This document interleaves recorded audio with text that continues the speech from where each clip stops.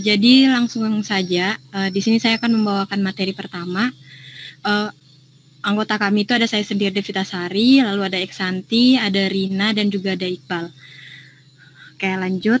Materi yang pertama itu karena kami membahas rencana peningkatan dan kualitas sekolah, di sini saya akan menjelaskan dulu apa itu rencana, apa itu peningkatan, dan apa itu kualitas sekolah. Yang pertama itu ada rencana. Rencana adalah hasil proses perencanaan berupa daftar ketetapan tentang langkah tindakan pada masa depan. Nah, di sini seperti yang kita tahu, kalau perencanaan itu menyangkut kegiatannya apa, siapa pelaksananya, di mana, kapan, sumber daya apa yang bakalan kita gunakan, dan juga keterangan mengenai tolak ukur untuk mencapai hasil yang kita inginkan. Ini seperti kita membuat rencana, kayak kita nih lagi kuliah nih, rencana kita, kita nih kuliah jam segini, terus jadwalnya jam segini, terus juga dengan pelaksananya sama Pak Rustam dan sebagainya. Lanjut itu ke peningkatan. Itu peningkatan secara umum merupakan upaya untuk menambah derajat, tingkat, dan kualitas maupun kuantitas. Nah, kalau untuk menurut ahli bernama ADS tahun 2023, peningkatan berasal dari kata tingkat yang berarti lapis atau lapisan dari sesuatu yang kemudian membentuk susunan. Nah, kata peningkatan juga dapat menggambarkan perubahan dari keadaan atau sifat yang negatif berubah menjadi positif. Sedangkan hasil dari sebuah peningkatan dapat berupa kuantitas dan kualitas. Oke, lanjut ke kualitas sekolah. Nah, kualitas sekolah di sini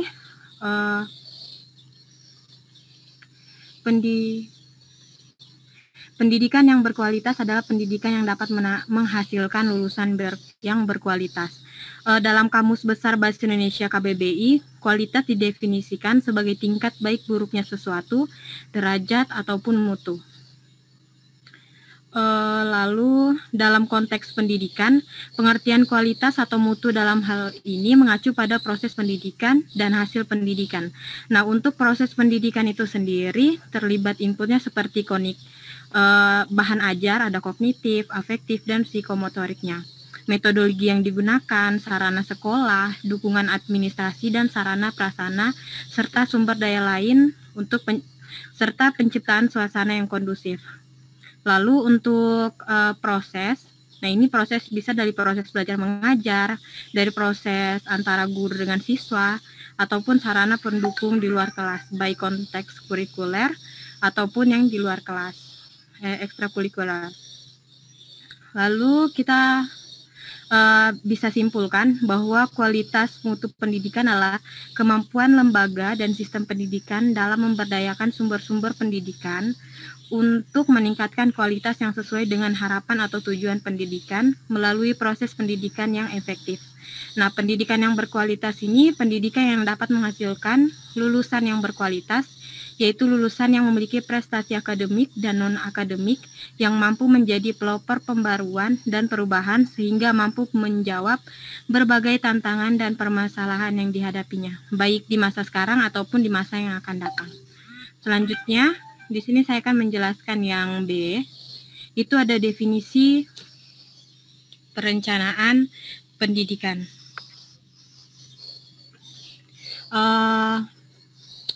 Abin Samsyudin menjelaskan bahwa perencanaan pendidikan adalah proses mempersiapkan masa depan dalam bidang pembangunan pendidikan sebagai tugas perencanaan pendidikan.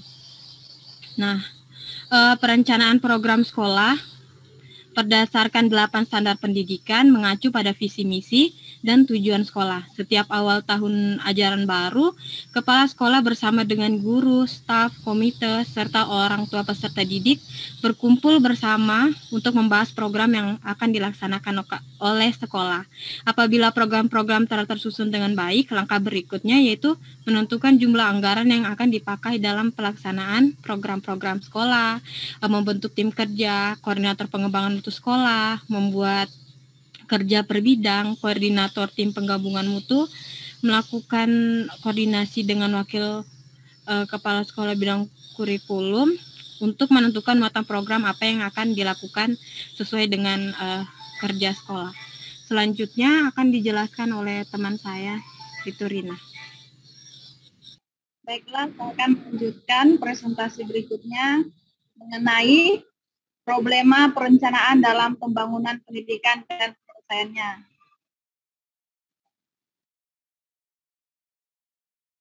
Oke.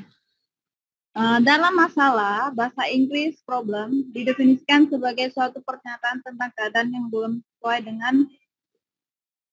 dengan keadaan yang belum diharapkan. Yang masalah itu adalah sesuatu yang tidak diharapkan. Nah, di sini ada beberapa masalah dalam perencanaan pendidikan yang kita lihat dari berbagai aspek. Yang pertama yaitu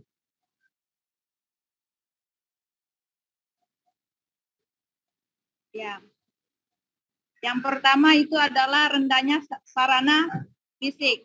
Nah, kita bisa lihat secara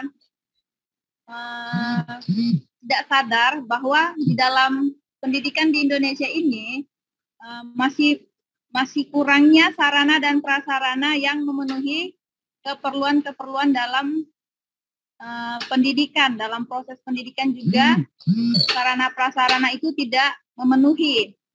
Masih ada yang sarananya tuh masih kurang, seperti di daerah-daerah yang terperosok atau di daerah-daerah yang terpencil. Itu kurangnya sarana dan prasarana yang dimiliki, sehingga itulah makanya disebut menjadi salah satu masalah dalam perencanaan pendidikan.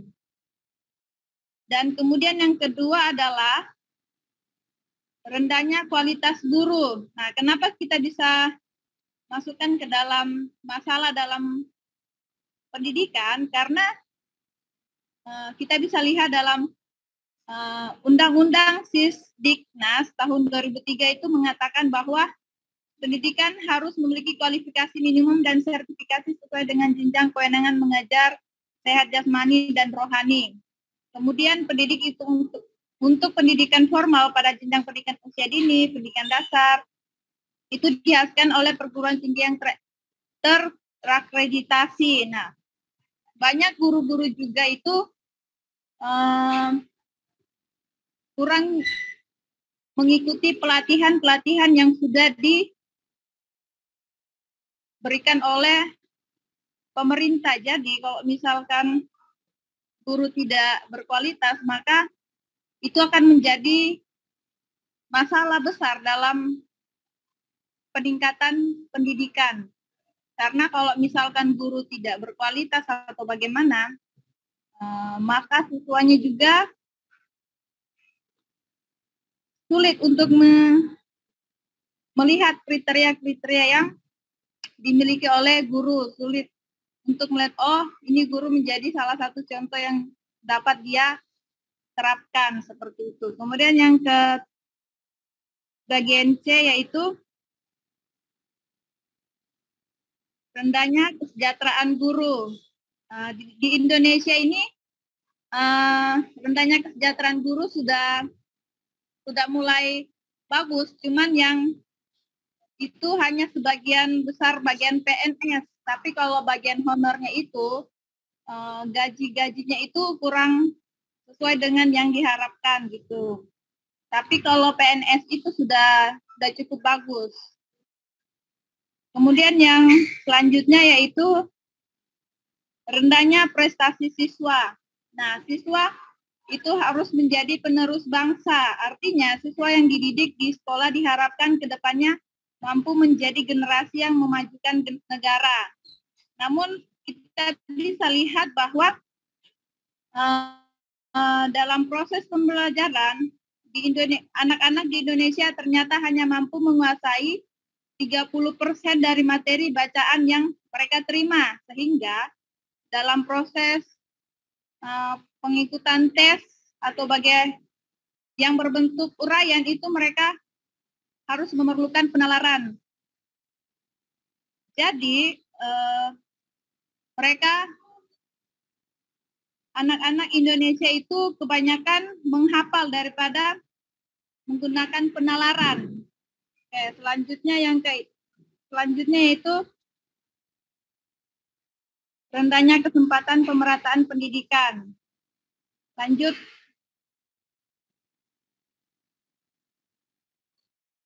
Kemudian yang selanjutnya itu rendahnya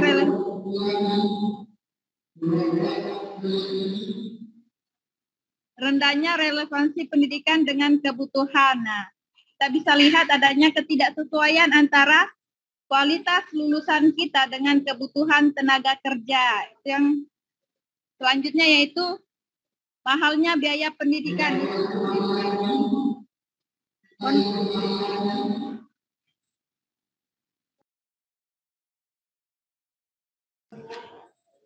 Kemudian mahalnya biaya pendidikan.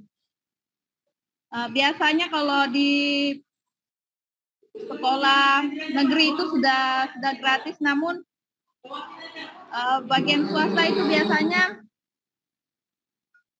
biaya pendidikan itu sangat mahal. Kemudian juga mengenai peralatan-peralatan yang dibutuhkan oleh peserta didik atau siswa. Oke.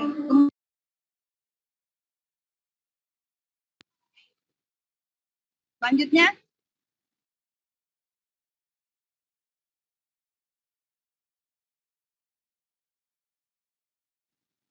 Yang bagian D yaitu faktor-faktor utama peningkatan mutu pendidikan.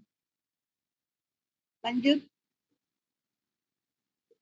Nah, untuk meningkatkan mutu pendidikan di sekolah, Sudarman Damin mengatakan bahwa ada 5 faktor peningkatan mutu pendidikan. Yang pertama yaitu kepemimpinan kepala sekolah. Kita bisa lihat bahwa kepala sekolah harus memiliki dan memahami visi kerja secara jelas dan juga mampu memahami dan bekerja keras dan mempunyai dorongan kerja yang lebih tinggi daripada tenaga pendidik yang lainnya seperti guru-guru yang ada di dalam sekolah itu. Dan juga kepala sekolah harus memiliki memberikan layanan yang optimal dan disiplin kerja yang kuat. Oke, selanjutnya guru. Nah, kita harus tahu bahwa guru harus secara maksimal dengan meningkatkan kompetensi dan profesi kerja guru dalam kegiatan seminar serta pelatihan sehingga hasil dari kegiatan tersebut diterapkan di sekolah. Lanjut. Kemudian siswa. Siswa dalam pendekatan yang harus dilakukan adalah anak sebagai pusat. Jadi kompetensi dan kemampuan siswa kita bisa gali sehingga sekolah dapat menginventarisir kekuatan yang ada pada siswa. Lanjut. Kemudian kurikulum. Nah, kurikulum ini juga sangat penting karena di Indonesia itu kurikulum itu sering berubah, tapi kita harus konsisten dalam adanya kurikulum yang dinamis dan terpadu dapat memungkinkan standar mutu yang diharapkan sehingga tujuan yang dapat kita capai itu secara maksimal. Lanjut. Kemudian jaringan kerjasama. Nah, jaringan kerjasama juga ini tidak hanya terbatas pada lingkungan sekolah dan masyarakat semata, tetapi juga orang tua dan organisasi-organisasi yang lainnya, seperti perusahaan atau instansi pemerintah, sehingga output dari sekolah dapat terseret di dalam dunia kerja. Lanjut. Oke, di sini ada Arif Rahmat itu mengatakan bahwa setidaknya ada 4 hal penting yang dapat meningkatkan mutu pembelajaran dan berlanjut pada mutu pendidikan di sekolah. Yang pertama yaitu peningkatan mutu. Nah, sekolah kita harus menjadi tempat yang unggul untuk kegiatan pembelajaran,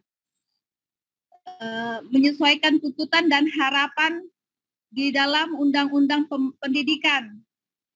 memiliki visi, misi, dan tuntutan zaman. Tuntutan zaman itu seperti kita mengikuti perkembangan zaman yang ada. Kemudian selanjutnya yaitu aspek peningkatan mutu. Nah, di sini ada aspek peningkatan mutu. Lingkungan pembelajaran yang menyenangkan dan menantang, partisipasi aktif siswa, guru, orang tua, dan semua pemangku pendidikan harus memanajemen yang bertanggung jawab baik moral, mandat, manusia, dan modal yang memiliki standar sekolah. Oke, lanjut. Kemudian yang ketiga adalah faktor utama peningkatan mutu. Nah, di sini faktor utama peningkatan mutu yaitu pendidik dan tenaga kependidikan yang profesional, proses pembelajaran aktif yang ditunjang oleh fasilitasi pembelajaran, partisipasi siswa dan orang tua siswa. Selanjutnya, kemudian yang terakhir yaitu program penunjang perbaikan mutu. Nah, kreativitas kemasa kurikulum, intrakurikuler dan ekstrakurikuler, siswa siap menghadapi program pembelajaran, baik kesehatan, mental, pengetahuan, kebersamaan, kemudian keadaan keuangan yang realistis dan sumber yang terpercaya. Mungkin itu saja yang dapat saya sampaikan. Selanjutnya akan disampaikan oleh teman saya. Teori manajemen mutu terpadu atau yang dikenal dengan total equity management atau disingkat TQM akhir-akhir ini banyak diadopsi dan digunakan oleh dunia pendidikan, dan teori ini dianggap sangat tepat dan meningkatkan mutu pendidikan saat ini. TQM juga didefinisikan sebagai sebuah pendekatan dalam menjalankan usaha yang berupaya memaksimalkan daya saing melalui penyempurnaan terus-menerus atau produksi jasa manusia, proses dan lingkungan organisasi. Setidaknya ada 10 karakteristik TQM yang dianggap penting untuk meningkatkan dunia pendidikan. Yang pertama, fokus pada pelanggan internal dan eksternal. Yang kedua,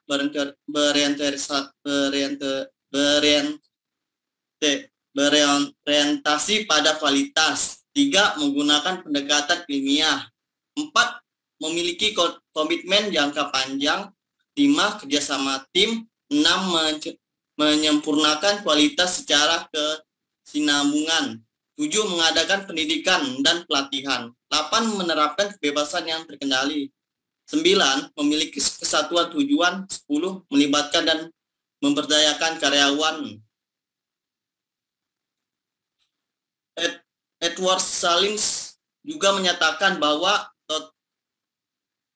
total quality management atau disingkat TQM pada pendidikan adalah sebuah filosofi tentang perbaikan secara terus-menerus yang dapat memberikan seperangkat alat praktis pada setiap intuisi pendidikan dan memenuhi kebutuhan, keinginan, dan harapan para pelanggannya saat ini dan untuk masa yang akan datang.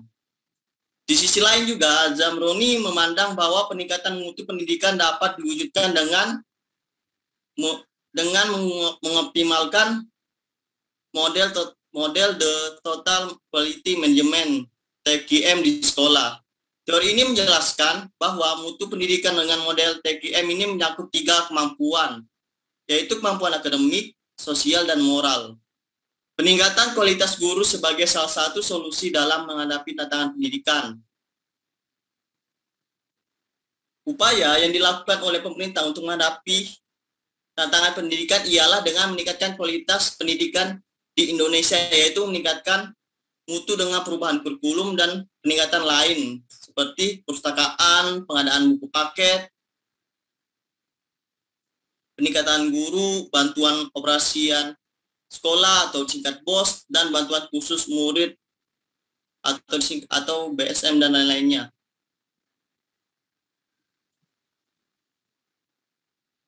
Beberapa upaya untuk meningkatkan mutu dan kualitas guru adalah sebagai berikut.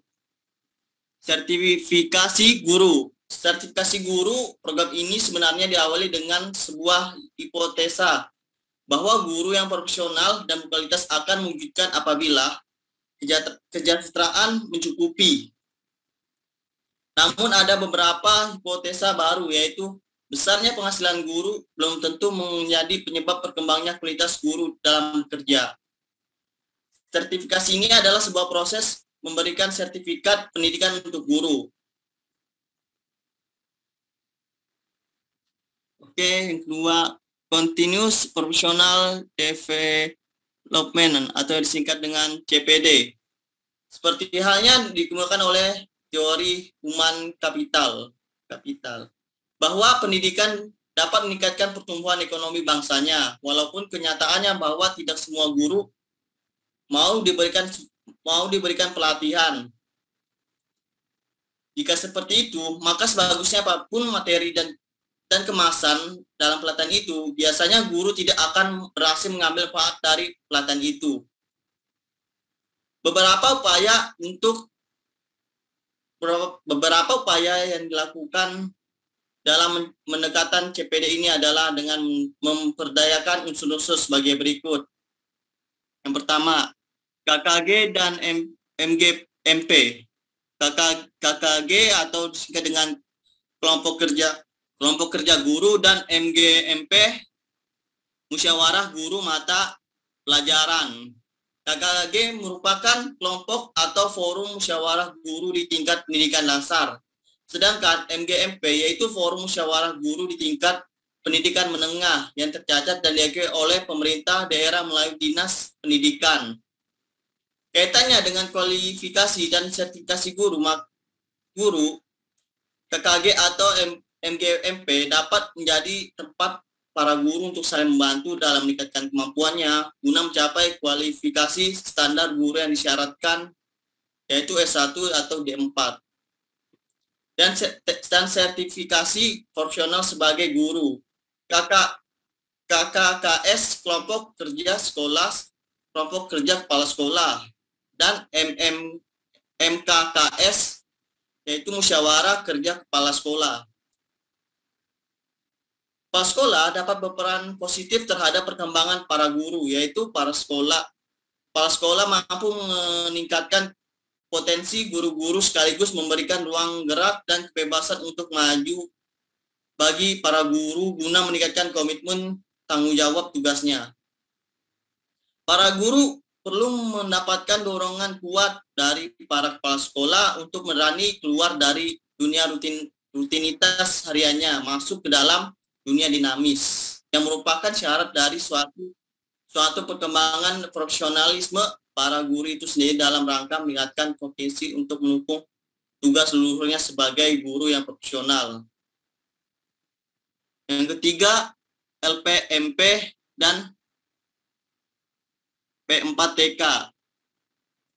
Dalam upaya menumbuhkan kembangkan KKG dan MGMP perlu mendapatkan pasokan informasi, material, dan juga finansial secara sistematis sampai mereka menjadi grup-grup dinamis yang dapat mengembangkan dan membiayai kelompok sendiri. Lembaga yang dapat memberikan masukan di antara lembaga penjaminan mutu pendidikan atau LPMP dan pusat pengembangan dan pemberdayaan pendidikan tenaga kependidikan yang disingkat P4TK. LPMP dan P4TK dapat berperan dalam mengembangkan profesional guru melalui berbagai kegiatan dengan kerjasama KKG atau MGMP. LPMP dan P4TK dapat membuat jaringan kerja dinamis dengan seluruh KKG atau MGMP di daerahnya masing-masing. Lanjut. Perguruan tinggi PT atau LPTK. Perguruan tinggi dapat menjadi acuan kemajuan dalam bidang ilmu pengetahuan dan teknologi yang diperlukan para guru dalam mengaktualisasikan pengetahuannya. Perguruan tinggi dapat melakukan kegiatan kegiatan di satuan-satuan pendidikan guna ikut mengaktifkan guru-guru dan menjalin hubungan kerjasama pengembangan pendidikan. Sikap profesional guru akan tercermin dalam penampilan pelaksanaan tugas-tugas yang ditandai dengan keahlian baik dalam materi maupun metode. Dengan keahlian itu, seorang guru mampu menunjukkan otonominya, baik pribadi maupun sebagai pemangku profesinya. Di samping dan keahliannya, sosok profesional guru ditunjukkan melalui tanggung jawabnya dan melaksanakan seluruh pengabdiannya. Guru profesional mempunyai tanggung jawab sosial, intelektual, moral, dan spiritual. Baiklah, saya akan menjelaskan bagian yang terakhir, yaitu fungsi dan peran perencanaan pendidikan. Ya, jadi kalau kita berbicara soal perencanaan pendidikan itu seperti di awal, kalau perencanaan itu dapat kita katakan sebagai alat bantu untuk memutuskan apa yang akan kita lakukan ke depannya. Mungkin teman-teman pernah dengar istilah kalau nobody plans to fail. Artinya nggak ada orang yang buat perencanaan itu untuk suatu kegagalan. Tapi kebanyakan orang, but many fail to plan. Tapi kebanyakan orang itu gagal dalam merencanakan. Jadi kalau kita bicara tentang perencanaan itu, istilahnya rencana itu kita buat untuk suatu keberhasilan. Nah, terus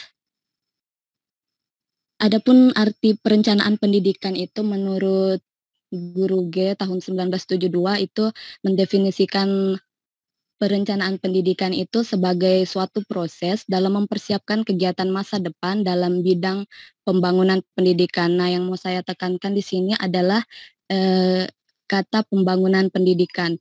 Kalau kita sering dengar ada namanya pembangunan ekonomi, pembangunan nasional, begitu juga dengan pembangunan pendidikan. Nah, kalau pembangunan pendidikan ini, kalau kata pembangunan ini sering kita kaitkan, itu pasti erat kaitannya supaya ada suatu kemajuan atau ada suatu peningkatan. Itu yang diharapkan dari suatu pembangunan. Nah, kemudian seperti yang tampil di slide kita ini, bahwa perencanaan pendidikan sendiri itu berfungsi sebagai pola dasar, petunjuk, dan pedoman dalam mengambil keputusan. Itu sesuai dengan istilah arti dari perencanaan itu sendiri. Kemudian dilanjutkan lagi kalimatnya itu, dalam melaksanakan dan mengendalikan kegiatan pendidikan. Nah, kenapa bisa dibilang begitu? Ya, karena perencanaan itu, yang namanya perencanaan itu pastilah berisi rencana-rencana atau kegiatan apa yang akan kita lakukan ke depannya. Nah, jadi kegiatan itu atau rencana itu kita susun sedemikian rupa, kita atur sedemikian rupa sehingga dia tuh ada kegiatan yang kita rencanakan itu dapat terarah, berjalan secara terarah. Sehingga disebutkanlah bahwa perencanaan pendidikan itu dapat mengendalikan kegiatan yang akan kita laksanakan.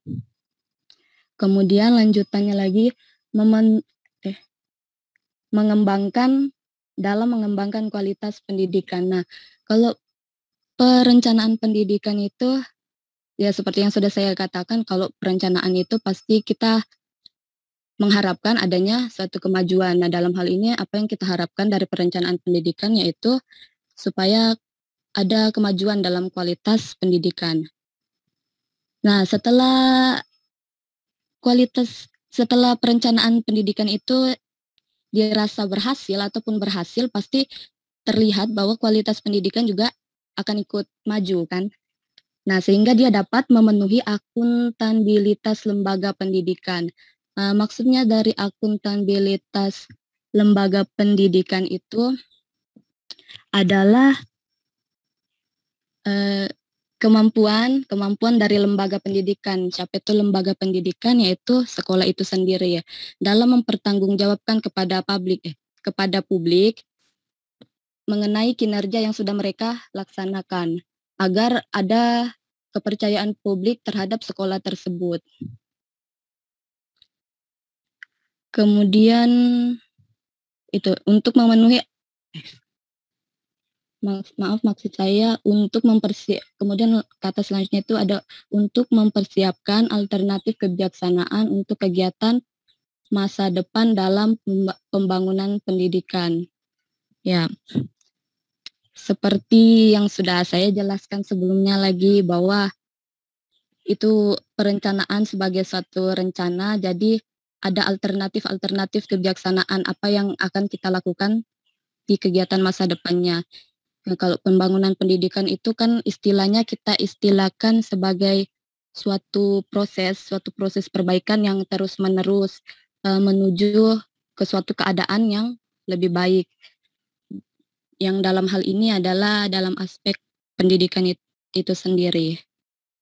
Ya mungkin sekian dari kelompok kami, mungkin itu saja yang dapat saya Oke, sampaikan. terima kasih Eksanti. Seandainya Anda adalah kepala sekolah, apa yang Anda lakukan untuk membangun sekolah Anda? Kalau saya kepala sekolah, Ya, ya andai pasti Anda kepala sekolah. di situ kalau saya mau jadi kepala sekolah, saya mau buat program apa kemarin tuh ya saya buat itu Pak. Saya mau adakan itu TED Talk Pak. TED Talk. Jadi